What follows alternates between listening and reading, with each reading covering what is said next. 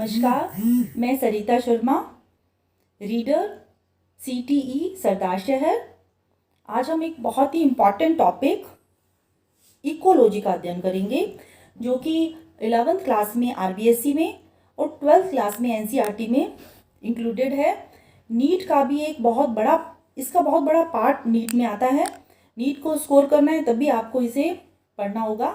इसके हम basic concept आज स्टडी करेंगे। तो हम रिकॉल करते हैं बायोलॉजी से। What is biology? Biology is a scientific study of living beings, जिसमें हम लिविंग बींग्स का ग्रोथ, उसका डेवलपमेंट, उसकी एनाटॉमी, उसकी फिजियोलॉजी और पूरे उसके लाइफ साइकिल का अध्ययन करते हैं। वो बायोलॉजी कहलाती है। बायोलॉजी में आता है। बायोलॉजी को यदि हम आगे डिवाइड करें तो इसकी बेसिकली 3 ब्रांचेस हैं: मॉलिक्यूलर बायोलॉजी, डेवलपमेंटल बायोलॉजी और इकोलॉजी। मॉलिक्यूलर बायोलॉजी में जहाँ हम जीन्स, प्रोटोप्लाज्म और सेल की स्टडी करते हैं, वहीं डेवलपमेंटल बायोलॉजी में हम ऑर्गन सिस्टम और ऑर्गेनिज्म तक, मीन्स कैसे ऑर्गेनिज्म डेवलप हो रहा है, उसकी स्टडी करेंगे। इकोलॉजी में हम पॉपुलेशन, कम्युनिटी और इकोसिस्टम की स्टडी करेंगे। अब हम जानते हैं इकोलॉजी। इकोलॉजी क्या है? Ecology deals with the study of interaction among organism and between organism and their physical environment. Means organism का organism के साथ, organism का organism में, organism का उसके physical environment के साथ जो भी interaction है, अंतःक्रियाएं हैं, उसकी स्टडी हम इकोसिस्टम में इकोलॉजी के अंतर्गत करते हैं। ऑर्गेनिज्म का उसके दूसरे ऑर्गेनिज्म और उसके फिजिकल एनवायरनमेंट के साथ जो भी अंतःक्रियाएं होती हैं या जो। अब हम हिस्ट्री देखते हैं इकोलॉजी की। जैसा कि हम सभी जानते हैं, वर्ल्ड के फर्स्ट जुनाइन साइंटिस्ट हैं एरिस्टोटल। एरिस्टोटल को हम father of biology and geology के नाम से भी जानते हैं। आपने सबसे पहले प्लांट का क्लासिफिकेशन प्रेजेंट किया था। प्लांट्स को 3 ग्रुप में आपने डिवाइड किया था: हर्ब, श्रब्स एंड ट्रीज में। फादर ऑफ बॉटनी थियोफेस्टस ने की 2 बुक बहुत पॉपुलर हुई थी। उसमें से हिस्टोरिका प्लांटेरम, जिसे कि नेचुरल हिस्ट्री के नाम से बाद में इसको इंग्लिश में कन्वर्ट किया गया था, आपने बेसिकली ग्रीक भाषा में लिखी थी। वहीं रीटर, जिन्होंने इकोलॉजी वर्ड दिया था सबसे पहले, आपने इकोलॉजी को इकोलॉगी के नाम से दिया था। इकोलॉगी ये ग्रीक भाषा का वर्ड है। ओइकोस प्लस लोगस 2 वर्ड हैं, इनको जोड़ करके आपने बनाया था। Oikos means habitat, natural habitat, किसी जीव का नेचुरल स्थान जहाँ वो नेचुरली पाया जाता है। लोगोस मीन्स स्टडी, जीव का उसके नेचुरल एनवायरनमेंट में स्टडी को इकोलॉजी के नाम से आपने दिया था। जबकि इकोलॉजी, जिसे हम इंग्लिश में पढ़ते हैं इकोलॉजी, ये वर्ड हमें दिया था अर्नस्टीन हैक्ल ने 1869 में। और फादर ऑफ इंडियन इकोलॉजी हैं प्रोफेसर रामदेव मिश्रा। इकोलॉजी पर सबसे ज़्यादा स्टडी किसी ने की है तो वो वार्मिंग है। वार्मिंग ने बहुत। यदि हम इकोलॉजी की ब्रांचेस के बारे में बात करें तो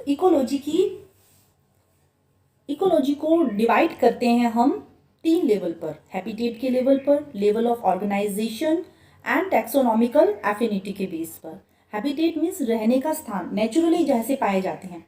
अब रहने का स्थान या तो जल है या स्थल है, या वाटर है, एक्वेटिक सिस्टम है, या फिर हमारा टेरिटोरियल है।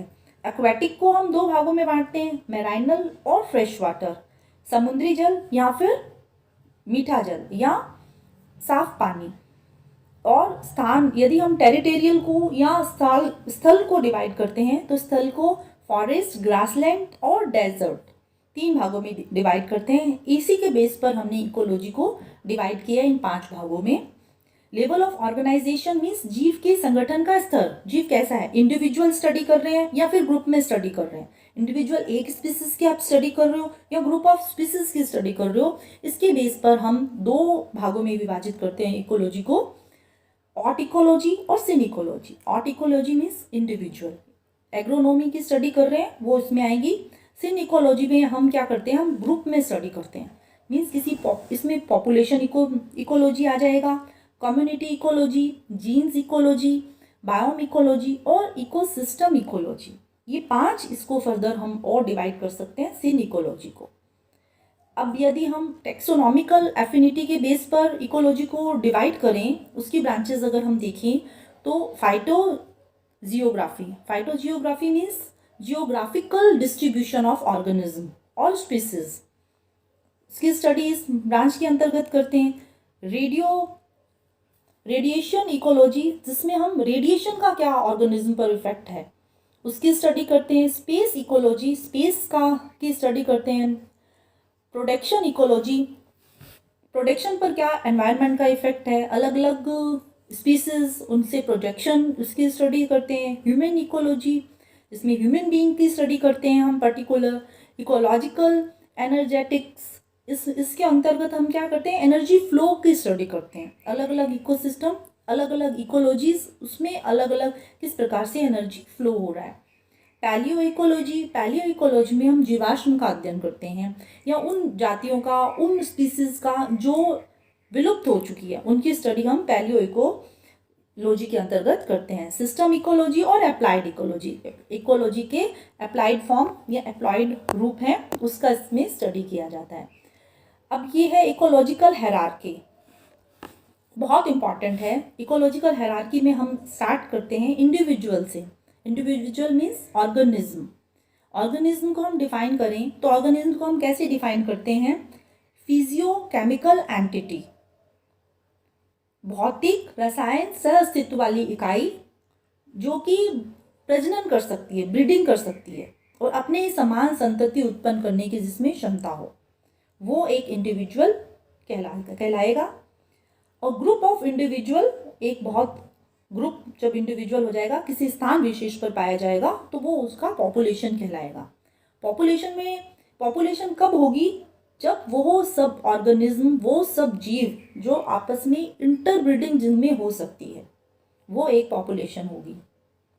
देन आएगा कम्युनिटी मीन्स अलग अलग पॉपुलेशंस, किसी स्थान विशेष पर, किसी समय विशेष में पाई जाने वाली अलग अलग प्रकार की पॉपुलेशन, वो वहाँ की कम्युनिटी कहलाती है।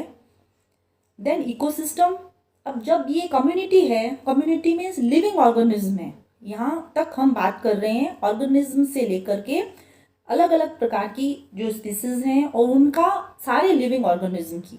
पर जब इस लिविंग ऑर्गेनिज्म का उनके फिजिकल एनवायरनमेंट के साथ इंटरेक्शन की स्टडी करेंगे तो वो क्या बन जाएगा, इकोसिस्टम। देन बायोम, अलग अलग प्रकार के इकोसिस्टम किसी एक स्थान पर पाए जाने वाले समय विशेष पर, वो उस जगह का बायोम हो जाएगा। बायोस्फीयर इस ब्रह्मांड में, इस सृष्टि में वो कोई भी स्थान जहाँ पर जीवन संभव है, वो कहलाएगा बायोस्फीयर। इस स्लाइड में उसी चीज को दिखाने का प्रयास किया गया है, ऑर्गेनिज्म। इस प्रकार आज हमने इकोसिस्टम की बेसिक कॉन्सेप्ट की स्टडी की। धन्यवाद।